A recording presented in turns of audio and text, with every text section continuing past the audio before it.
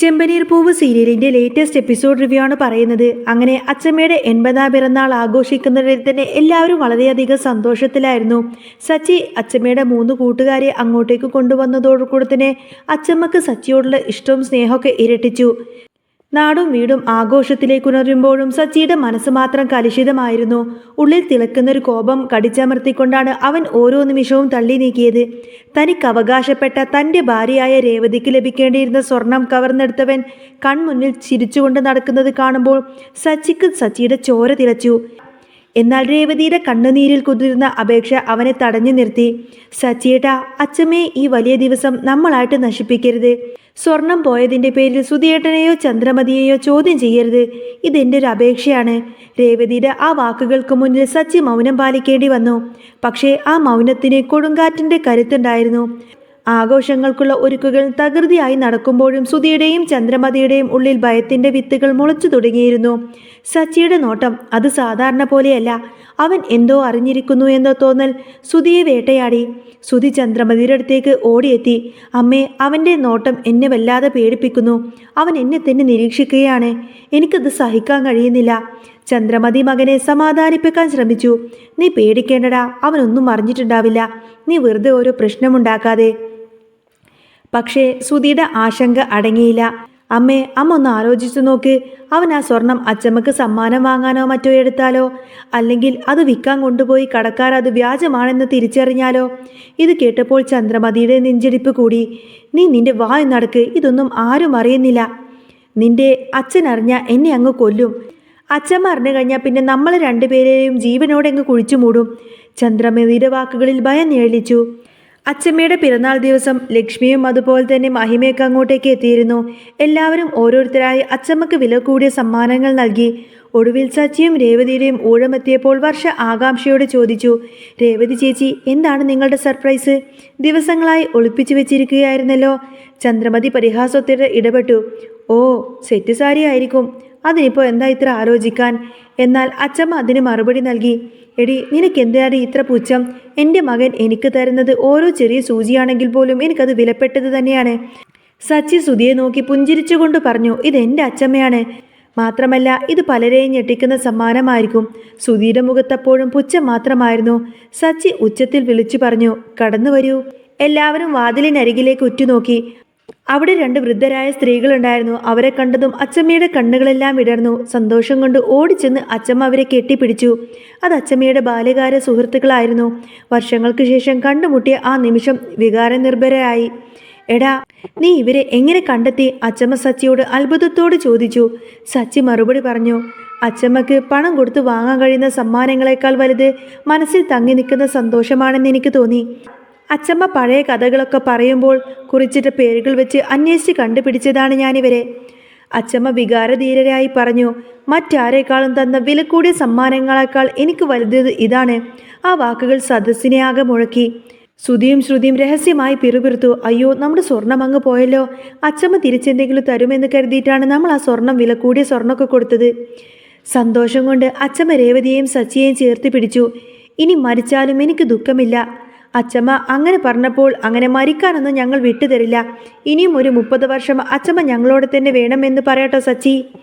തുടർന്ന് അച്ചമ്മ തൻ്റെ ഏറ്റവും വലിയ സമ്പാദ്യം, പാരമ്പര്യമായി കൈമാറി വന്ന വിലമതിക്കാനാവാത്ത സ്വർണ്ണ നാണയം സച്ചിക്കും രേവതിക്കും സമ്മാനിച്ചു. ഇതൊരു കുടുംബ സ്വത്താണ്, കളയാതെ സൂക്ഷിക്കണം. അച്ചമ്മ അവരെ ഓർമ്മിപ്പിച്ചു. സച്ചി അത് വാങ്ങിയിട്ട് സുധിക്ക് നേരെ നോക്കിക്കൊണ്ട് പറഞ്ഞു, ഞാനിത് കളയില്ല അച്ചമ്മേ. പക്ഷേ ഇവിടെ ചില കള്ളന്മാരുണ്ട്. ഇതെങ്ങാനും അവന്മാർ കൊണ്ടുപോയി പണയം വെക്കുമോ എന്ന പേടിയേ എനിക്കുള്ളൂ. ആ വാക്കുകൾ സുധിയുടെ നെഞ്ചിൽ തറച്ചു. ആഘോഷങ്ങൾ കഴിഞ്ഞ് അച്ചമ്മ യാത്ര പറയാൻ തുടങ്ങി. എന്നാൽ സച്ചിയും രേവതിയും നിർബന്ധിച്ച് അച്ചമ്മയെ ഒരു ദിവസം കൂടി അവിടെ തന്നെ താമസിപ്പിച്ചു. പിറ്റേന്ന് രാവിലെ അച്ചമ്മ പോയെന്ന് കരുതിയ നിമിഷം സച്ചിയുടെ നിയന്ത്രണം വിട്ടു. അവൻ വീട്ടിലേക്ക് പാഞ്ഞു കയറി. എടാ സുധി! ആ അലർച്ച വീട് മുഴുവൻ മുഴങ്ങി. അവൻ സുധിയെ വലിച്ചഴിച്ച് ഹാളിലേക്ക് കൊണ്ടുവന്നു.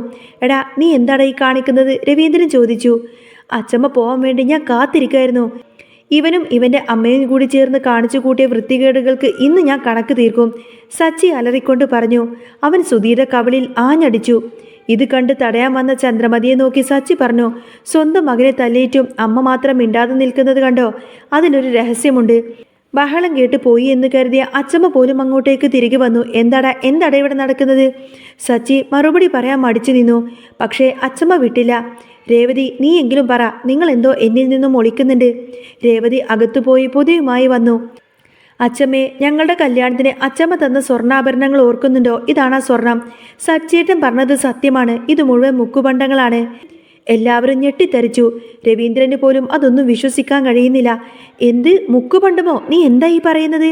രേവതി കരഞ്ഞുകൊണ്ട് പറഞ്ഞു. അതെ അച്ഛാ, അച്ചമ്മയുടെ പിറന്നാളിനെ മാല വാങ്ങാൻ ഞങ്ങൾ ഈ സ്വർണം എടുത്തിട്ട് ജ്വല്ലറിയിൽ പോയിരുന്നു. അവിടെ വെച്ചാണ് ഇതറിയുന്നത്.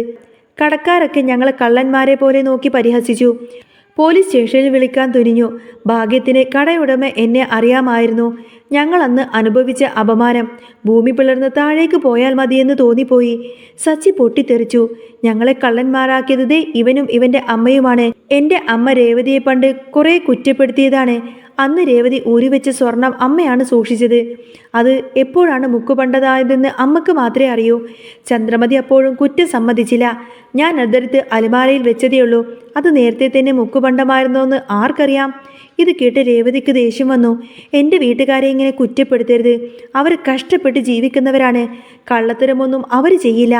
അച്ചമ്മക്ക് കാര്യം മനസ്സിലായി തുടങ്ങി. 2 ദിവസത്തിനകം ഇതിന് പിന്നിലെ കള്ളനെ എനിക്ക് കിട്ടണം. അതാരായാലും ശരി, അവരെ ഞാൻ ഈ വീട്ടിൽ നിന്നും പുറത്താക്കും. അച്ചമ്മയുടെ തീർപ്പ് ചന്ദ്രമതിയെ വിറപ്പിച്ചു. സത്യം തെളിയിക്കാൻ സച്ചിയും രേവതിയും ഇറങ്ങി തിരിച്ചു. അവർ നേരെ ബാമേൻ്റെ അടുത്തേക്ക് പോയി. ചന്ദ്രമതി എന്തെങ്കിലും ബാമയോട് പറഞ്ഞിട്ടുണ്ടോ എന്നറിയാൻ വേണ്ടി. പക്ഷേ ചന്ദ്രമതി അവിടെയും എത്തി. തന്ത്രപൂർവ്വം അവരെ മടക്കി അയച്ചു. സച്ചി നിരാശനായിരിക്കുമ്പോഴാണ് സുഹൃത്ത് മഹേഷ് വിളിക്കുന്നത്. സച്ചി, നീ വേഗം വാ. ഇവിടെ വിലക്കുറവിൽ സാധനങ്ങൾ വിൽക്കുന്ന ഒരിടമുണ്ട്. നമുക്കവിടെ പോവാം. അവർ കടയിലെത്തി. പക്ഷേ അതൊരു സാധാരണ കടയായിരുന്നില്ല.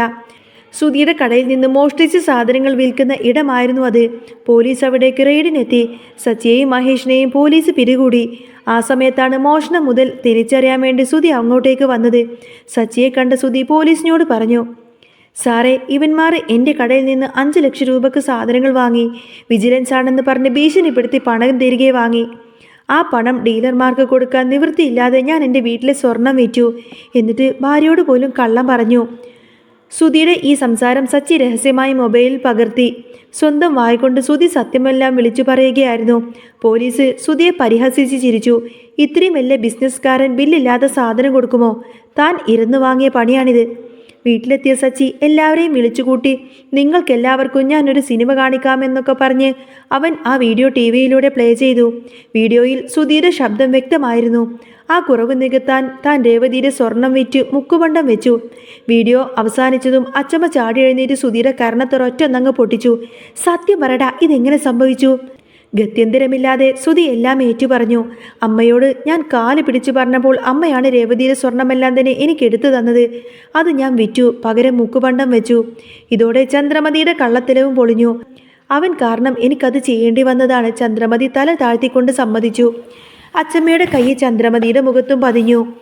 നിന്റെ 3 മരുമക്കളും തുല്യരാണെന്ന് ഞാൻ പറഞ്ഞിട്ടില്ലേ? എന്നിട്ടും നീ രേവതിയെ ദ്രോഹിച്ചു. ഇതിന് ശിക്ഷയുണ്ട്. രേവതിയുടെ സ്വർണത്തിൻ്റെ പണമെല്ലാം തന്നെ സുധി തിരികെ കൊടുക്കണം. അതുവരെ ഈ വീട്ടിലെ അടുക്കള പണി മുഴുവൻ ചന്ദ്രമതി ഒറ്റയ്ക്ക് ചെയ്യണം. രേവതി അടുക്കളയിൽ കയറാൻ പോലും പാടില്ല. രവീന്ദ്രനും ചന്ദ്രമതിയെ തള്ളി പറഞ്ഞു. ഇമ്മാതിരി കള്ളത്തരം കാണിച്ച നിന്നെ ഇനി ഒരിക്കലും ഞാൻ എൻ്റെ ഭാര്യയായിട്ട് സ്വീകരിക്കില്ല. അങ്ങനെ എല്ലാവരും ഒളിപ്പിച്ചു വെച്ചിരിക്കുന്ന ആ ഒരു വലിയ സത്യം പുറത്തു വരുന്നുണ്ട്. കള്ളത്തരത്തിൻ്റെ മുഖംമൂടികൾ അഴിഞ്ഞു വീണു. സച്ചിയുടെയും രേവതിയുടെയും മനസ്സിലെ ഭാരം ഒഴിഞ്ഞു. നാണം കെട്ട് കുറ്റബോധത്തോടു കൂടെ തന്നെ തല ചുകുനിച്ച് നിൽക്കുന്ന ചന്ദ്രമതിയെയും സുധിയെയും സാക്ഷിയാക്കി സത്യം ജയിച്ചതിൻ്റെ ആശ്വാസത്തിൽ ആ വീട് വീണ്ടും ശാന്തമായിരുന്നു. അങ്ങനെ ചെമ്പനീർ പൂവിൽ ഇനി അടിപൊളിയായിട്ടുള്ള സൂപ്പറായിട്ടുള്ള ത്രില്ലിംഗ് ആയിട്ടുള്ള എപ്പിസോഡൊക്കെ തന്നെയാണ് കേട്ടോ വരാൻ പോകുന്നത്. അപ്പോൾ നിങ്ങൾക്ക് ഈ ഒരു ചാനൽ ഇഷ്ടമാവുകയാണെങ്കിൽ സബ്സ്ക്രൈബ് ചെയ്യാനും സപ്പോർട്ട് ചെയ്യാനൊന്നും മറക്കല്ലേ.